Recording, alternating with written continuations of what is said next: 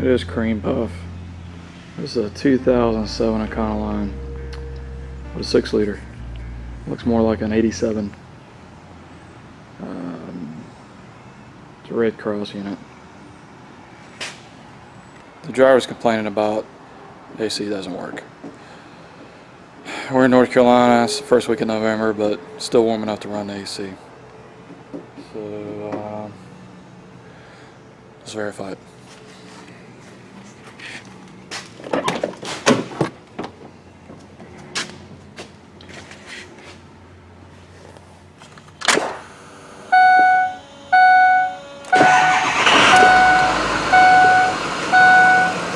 Alright, let's see here.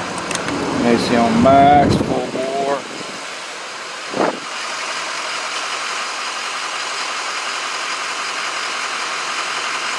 And it's lukewarm.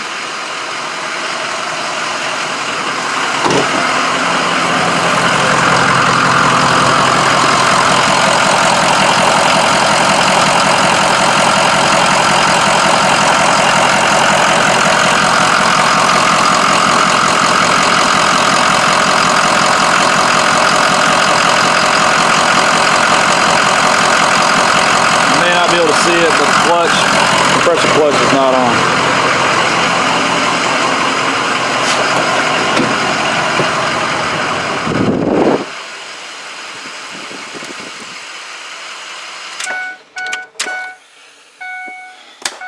So one of the neat things about the little 6-point slows is when we do a scan of the check for codes or whatever, it'll actually turn the compressor, the clutch on, so we can see if that's working by doing that. But let's make sure, let's see if there's any petrol in the tank, any Freon in the system.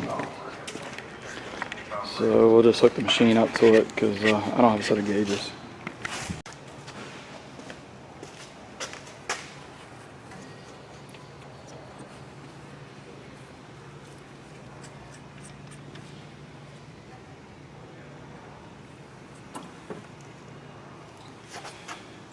The low side Schrader valve is leaking.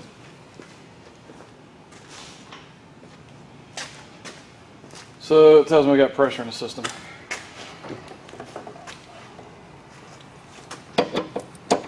Even if we don't want it to leak it. If it didn't leak at all, we wouldn't know.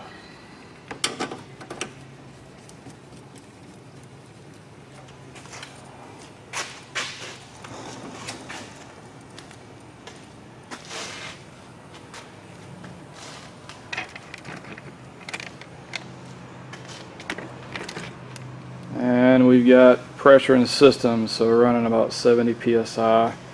It's about, I don't know, 75 degrees maybe. So it's right on the money. It's actually full-ish. So we got a charge on the system. You know, before we start checking power to this clutch and relays and fuses and whatnot, let's just do a check with scan tool, see if we can get this clutch to click. If it doesn't, then we'll move on. If it does click,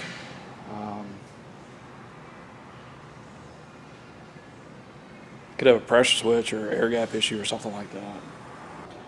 California. Let's do your self-test on a powertrain, on our engine. Key on engine off, on demand self-test. We're going to listen for that compressor to click.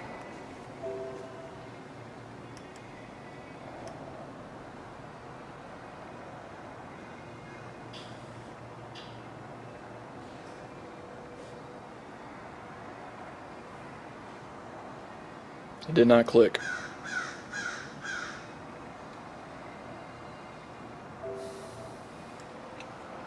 We do not want to update our tester, ever. Everything passes. We have a code for a glow plug control module, communication fault. Not interested. So, compressor didn't click. So let's get the old wiring diagram out, see what we're looking at. Start checking fuses and relays and whatnot. So we're going to turn the key off, just leave this here, work around it. Let's go back out under the hood Well, let's look at our diagram first. We got our diagram, 07 E series. I mean, you gotta have a diagram. You can't work on anything without a diagram. I mean, I don't know where the fuses are for this thing, or the relays, or any of that stuff. So we need a diagram so we can figure it out. I mean, I can just go in there and start checking stuff, but I want to know what I'm checking. All right. All right.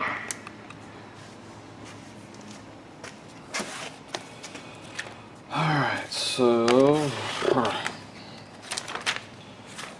here's our air conditioning, and we have a cutaway, and it doesn't get specific, so it doesn't matter. We have a cutaway ambulance or Econoline. So here's the diagram for it. Put you in here where you can see what I'm seeing. If you can even see what I'm seeing. I'm not 100% sure if you can see what I'm seeing. I'm rambling. I'm really not awake yet, to be honest with you. It's still early. It's 9:42. It's early. I go to lunch at 11.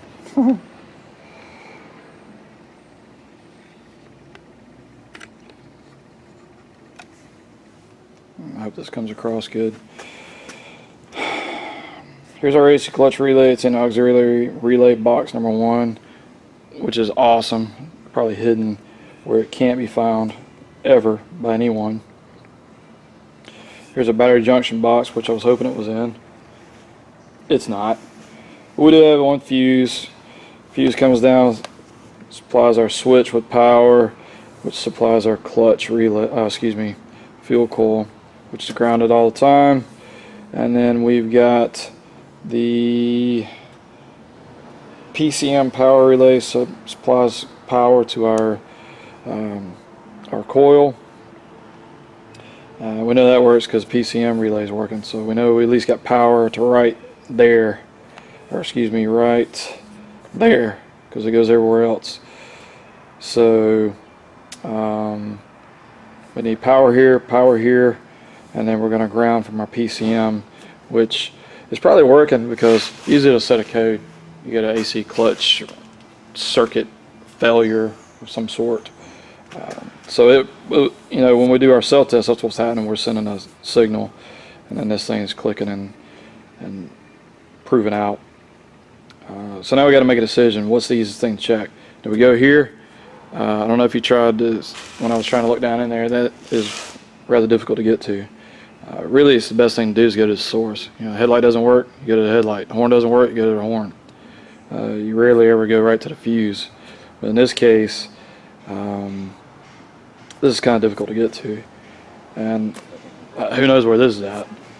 And this fuse supplies a whole bunch of other stuff, so it's probably good. 13-3, fuse number 3 supplies the daytime running lamps, and the daytime running lamps work. So we can say that fuse is good, at least to that point right there, right?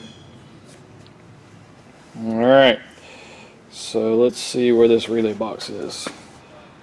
11-5.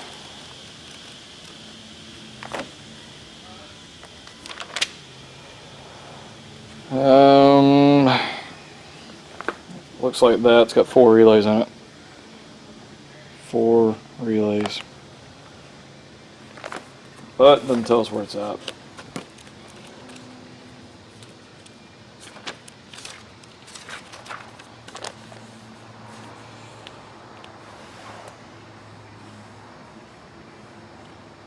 Auxiliary relay box 1, diesel, engine compartment right hand side, C4C1. So we'll go to page 4, C1, and we are right there, right beside the main box. So let's see what it looks like.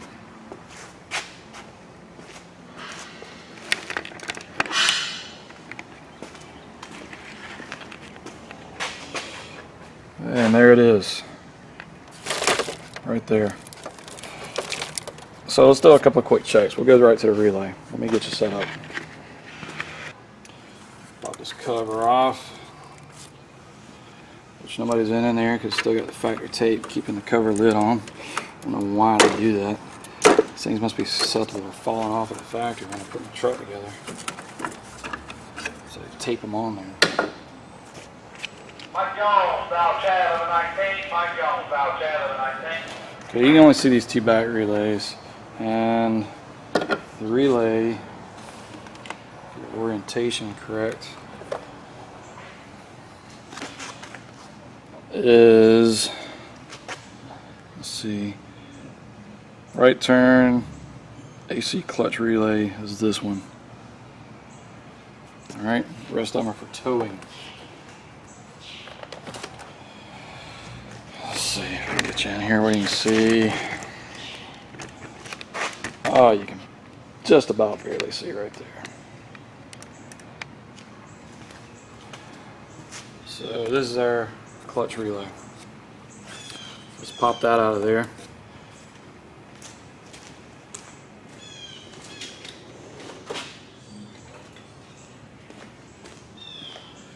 Do a couple quick basic checks.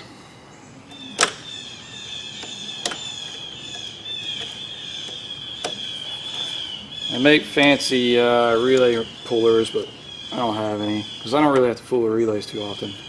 I mainly do engine work, but it's slow, so I gotta do whatever I gotta do.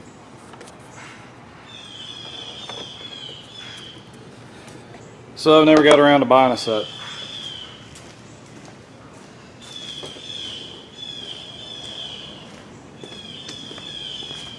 Which I probably should, because I just cut my finger trying to get the relay out of there. Let me bandage this up. Alright, we're back online. I don't have to worry about contaminating the vehicle. Alright, here's our relay, and here's our switch contacts, and this is our coil contacts. So let's check our powers. I'm just going to use the old steady test light, the old go-to. Nice visual aid on checking power. Found a good ground. That looks like a good enough ground. Let's verify we have power. Got a little battery connector here.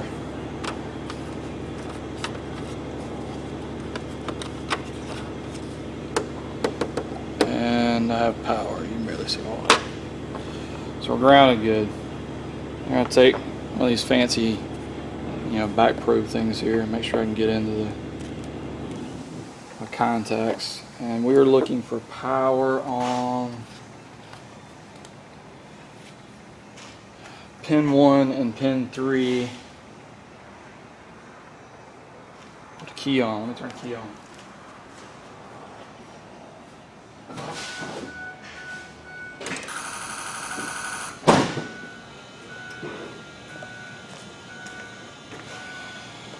So let's see.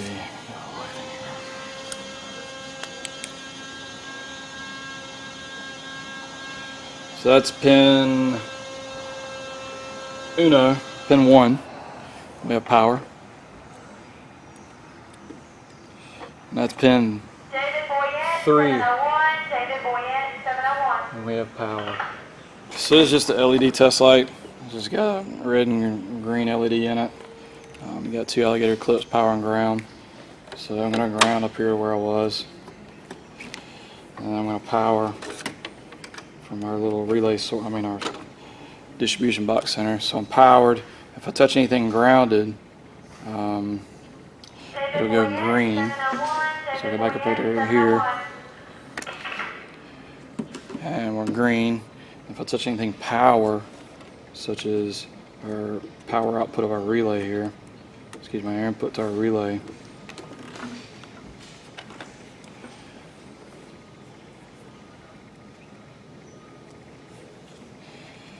then it'll show red. So our coil, in theory, on our AC should go green. So we've got power there, nothing there. That's coming from the PCM. And we have a little itty bitty green. I mean, you can barely see it. Nothing, green, nothing, green. Alright, and just for the fun of it, I'm going to redo the self-test and we'll see if that goes green. So that was it calling for the clutch to come on. It went green both times. It just kind of gives it a double pulse. So we got signal from our PCM. We've got power to our coil, signal on the coil to turn the relay on, power to the switch of the relay, and pretty much not a whole lot going on down to the compressor clutch itself. So let's just see what our resistance is across that coil from up here before we start crawling around under the vehicle. We get an ohm meter.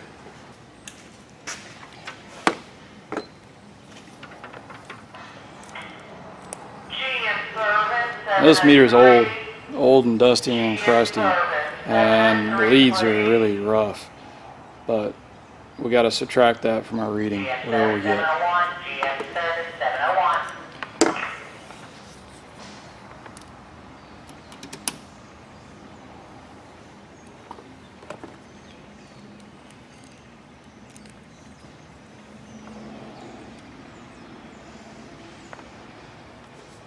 I don't think it's going to really matter.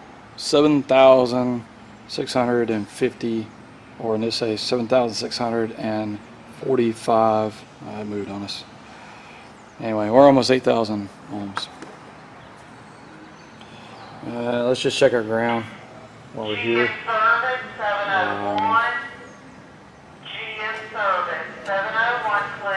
And we've definitely got a good ground, so I just went to another grounded part on the sheet metal. Alright, so it looks like we've got a burned up field coil.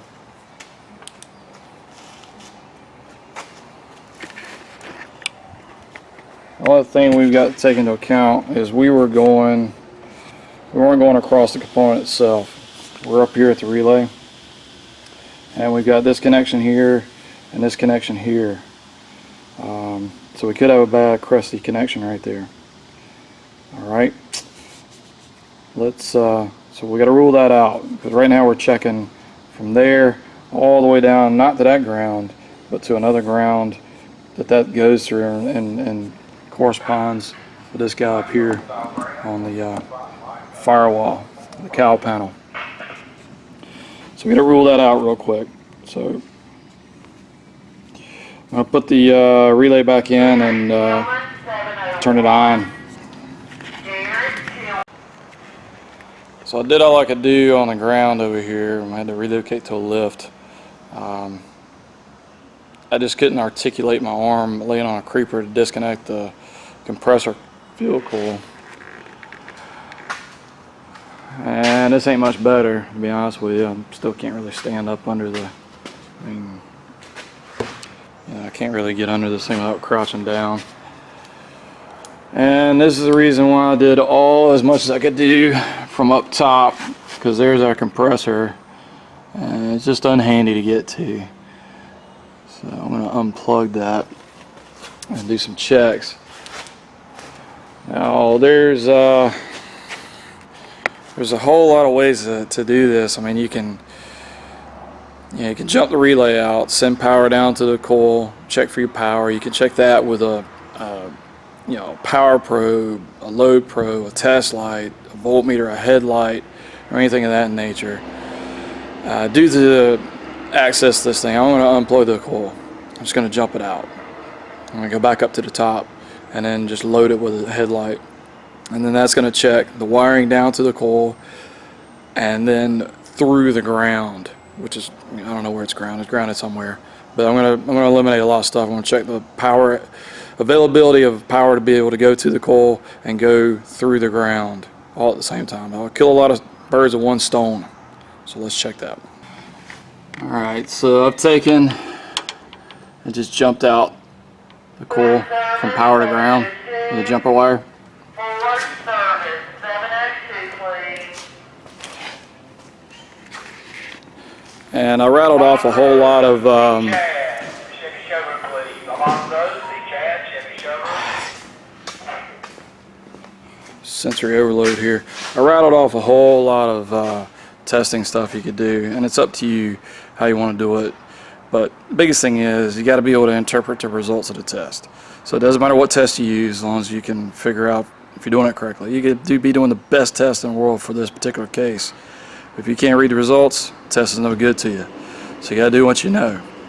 So keep that in mind. This thing's good 8 or 9 inches off the ground now.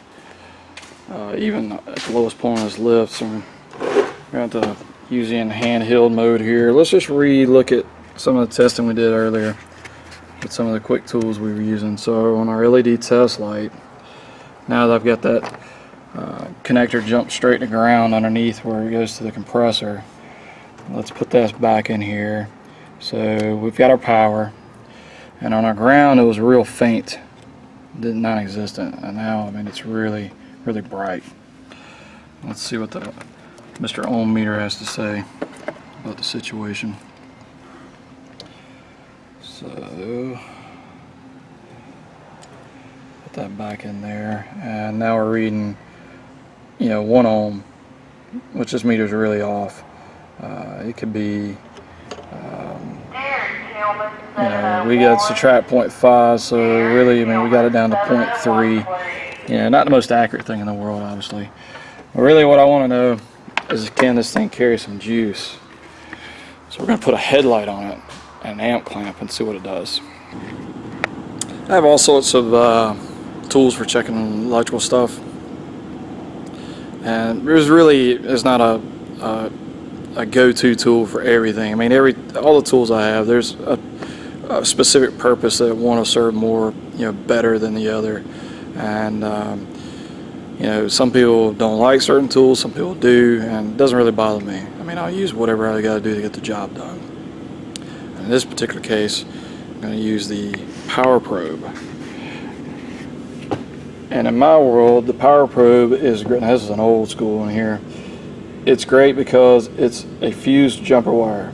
If you power something up with this thing incorrectly, it'll just trip the circuit breaker. And that's great. That's awesome. That's why I like to use it. And secondly, it's a known good ground source. If I'm at the very back of a truck checking trailer wiring, it's hard to find a good ground back there. I can power probe to the battery and send this all the way back to the back of the truck, and I've got a good ground without having a 200-foot jumper lead. So I've got a halogen headlight here, pulls between 4 and 6 amps, and the bulb is going to be powered to the power probe and power source directly from the battery, and grounded to our relay coil circuitry. Now, to know if we're hooked up correctly, I've got complete circuit through the bulb. I've got some nice noises there. If you don't have a good ground, you'll light, but you won't make any noises. So we're definitely grounded pretty good. I'm going to hook my amp clamp up right to our negative here. Zero this thing. Alright, and then we're going to hit the power button. This light should light. It does. Blinds us very good. Let's see what amp we pull. So we're pulling right at 4 amps. This is dead on the money. Shh. So we're good to go. Our wiring's good without a shadow of a doubt. Even if we were to put a field coil on this truck and it didn't work, we'd have a bad field coil again. Provided the relay's good, which the relay's good. I'm going to check the relay. I guess I should check it, but anyway, we need a field coil. So we'll put a field coil on it and the wiring's top notch. We don't have to worry about the wiring at least. Got the parts for this van, and filming the disassembly of this thing is rather difficult, so I've gone ahead and all I did, I just unbolted the compressor from the block. I just got it down low enough. The lines are still hooked to it to where I can get the clutch and whatnot off of there.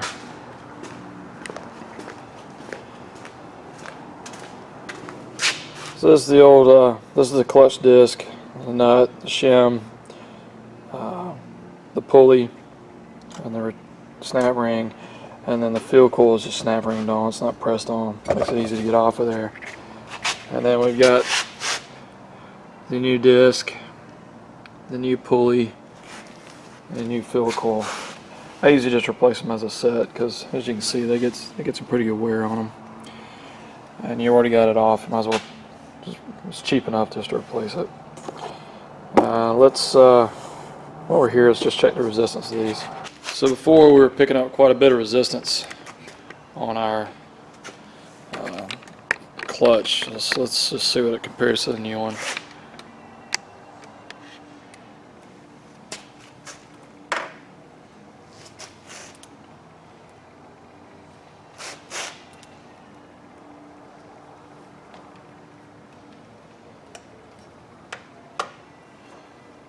So this is a new clutch,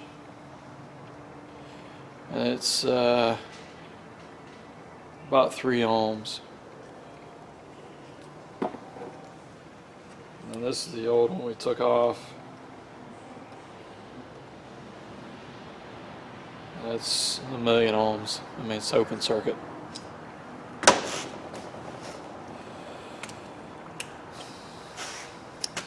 Let's reassemble. You can put this field coil in in 4 different locations. It's got a little pin that locates it, and those line up with those pins there. So in essence, you can put this connector in 4 different places, depending on how your compressor bolts to the engine. So if you're not paying attention when you take it apart, you can put it back in the wrong spot. This will only go in one place because the connector will only reach. I know we got it basically back in the vehicle, so it's easy to figure out where it goes.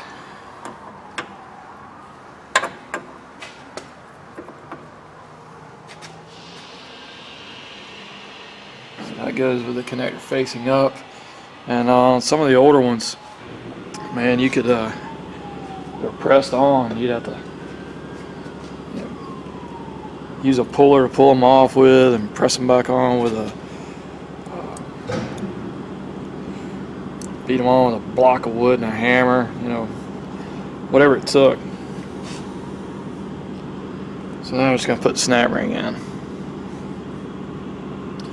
to retain this field coil.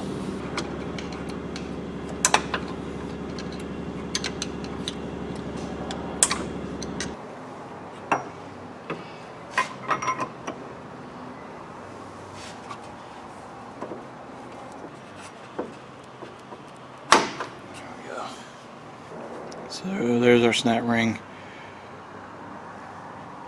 to hold the pulley on to the snout of the crank, our compressor.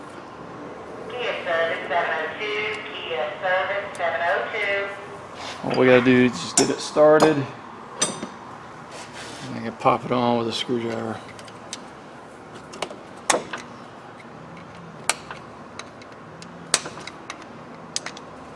Just like that. I'm going to use the shim that was on it, so just slide the shim down over.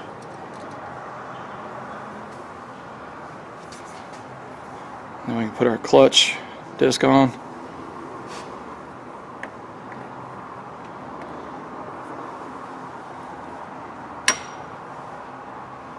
And retaining nut.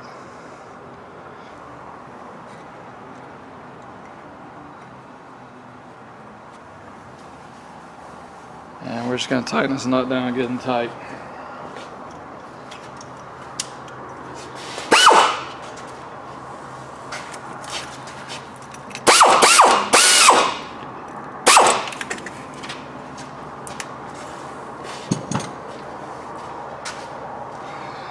next we got to check your air gap.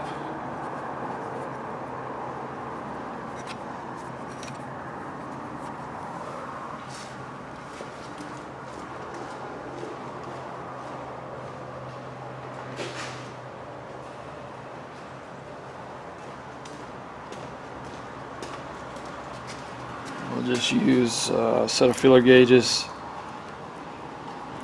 and we'll go to the minimum spec.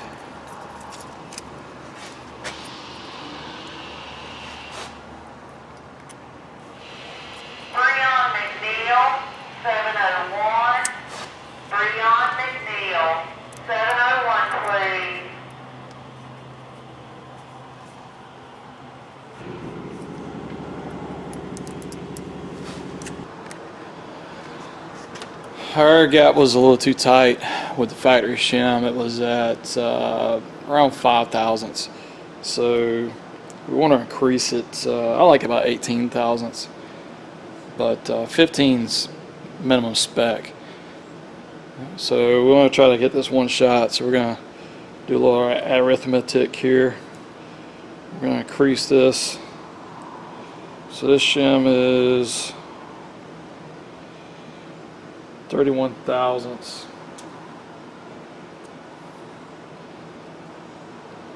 And this one is 15. That'll be a little high. Let's see what the thickest one here is. This one is 37. It's 29. It's 20. 38, 23.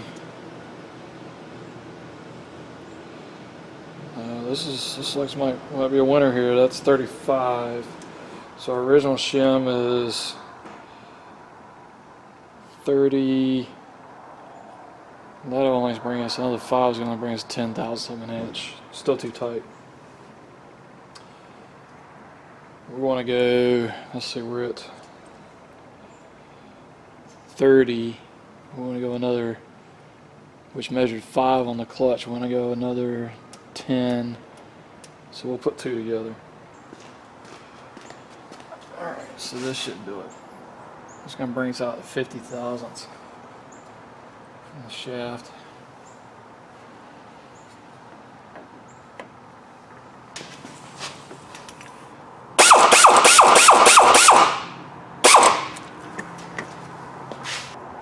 That's 19. That's a 18.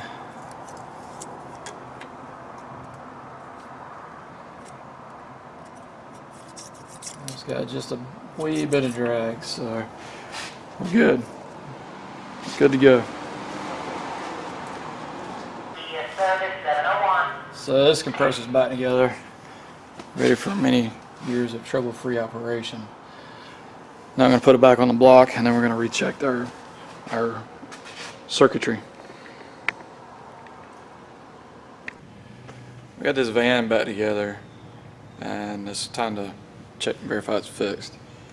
And the easiest way to do that is just to go ahead and re-test it.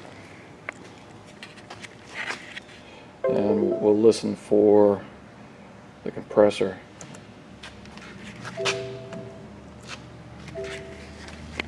Clutch to engage.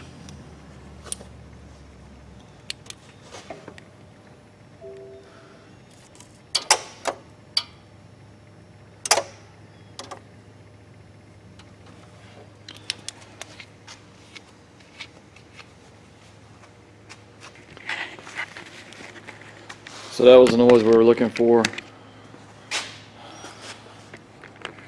That was the clutch engaging. So we're good to go there. No codes or whatever.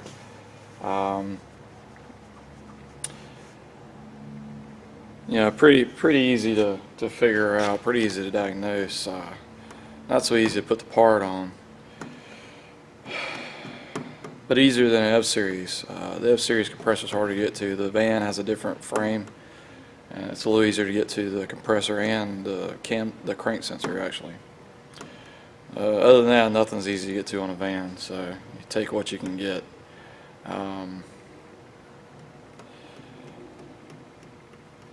So I never did check the relay, so let's just show you a down and dirty way to check that.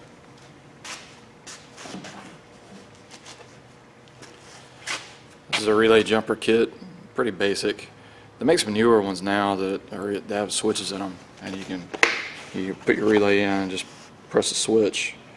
I don't have any though. So this is just one kit. They have a couple different kits, so we picked the one that fits the relay.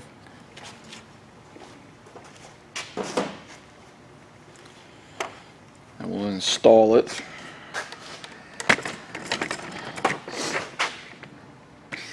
We'll piggyback the relay.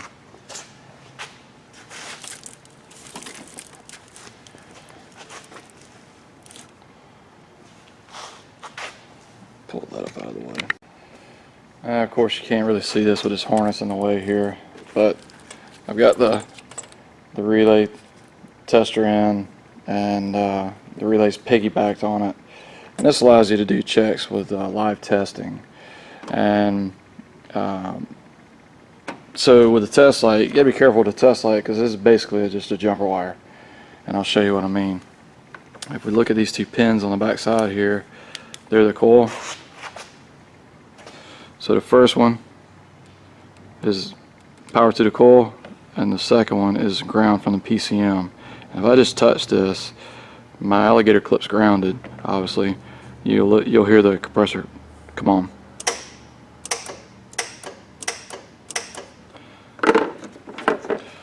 So quick down and dirty. Relay obviously works. Clutch is working good. This thing's good to go. We're going to release it. So that's it for this American Red Cross vehicle. Unfortunately, there's like 3 more outside to work on. So let's button it up, put it out, and move on to the next one. Thank you for watching. In slow motion, the blast is beautiful. I could do is stand it for a snapshot.